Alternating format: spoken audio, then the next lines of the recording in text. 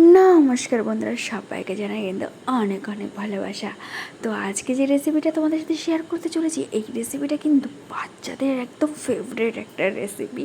তো চলো, কি বলো তো, পাকা আমের আইসক্রিম। প্রচণ্ড তো গরম পড়েছে, এই গরমে ঘরোয়া উপায় কীভাবে আইসক্রিমটা তৈরি করলাম সেটা তোমাদের সাথে চলো ছোট্ট করে শেয়ার করা যাক।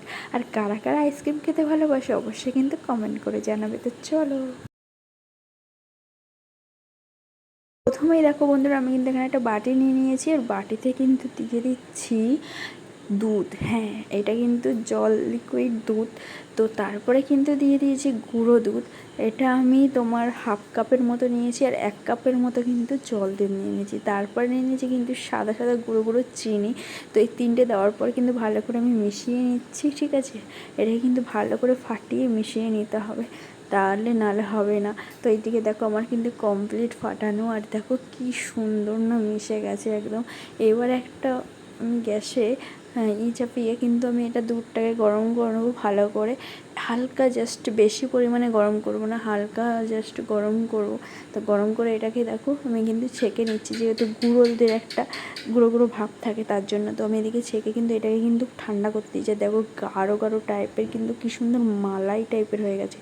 তারপরে দেখো আমি এখানে দুটো আম নিয়ে নিয়েছি, আর আম দুটোকে কেটে কিন্তু মিক্সারে পুরো একদম পেস্ট করে নিয়েছি। আর কেমন দেখো, আমটা এত সুন্দর মিষ্টি না কি বলবো। আর পাকা আমের আইসক্রিম খেতে তো দুর্দান্ত লাগে। তো এদিকে দেখো আমটাকেও কিন্তু আমি পেস্ট করে কিন্তু হালকা জাস্ট গরম করে নিচ্ছি, আর গরম করা হয়ে গেলে কিন্তু আমি একটা বাটিতে নামিয়েও নিয়েছি।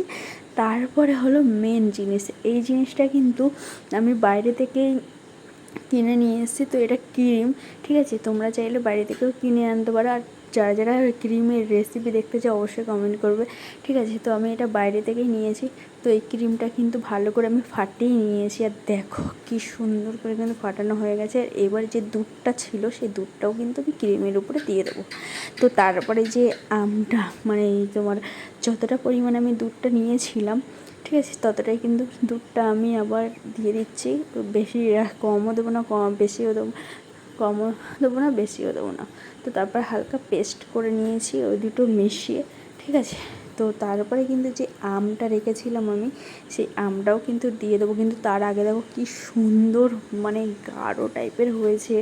কেমন হয়েছে অবশ্যই কিন্তু জানাবে।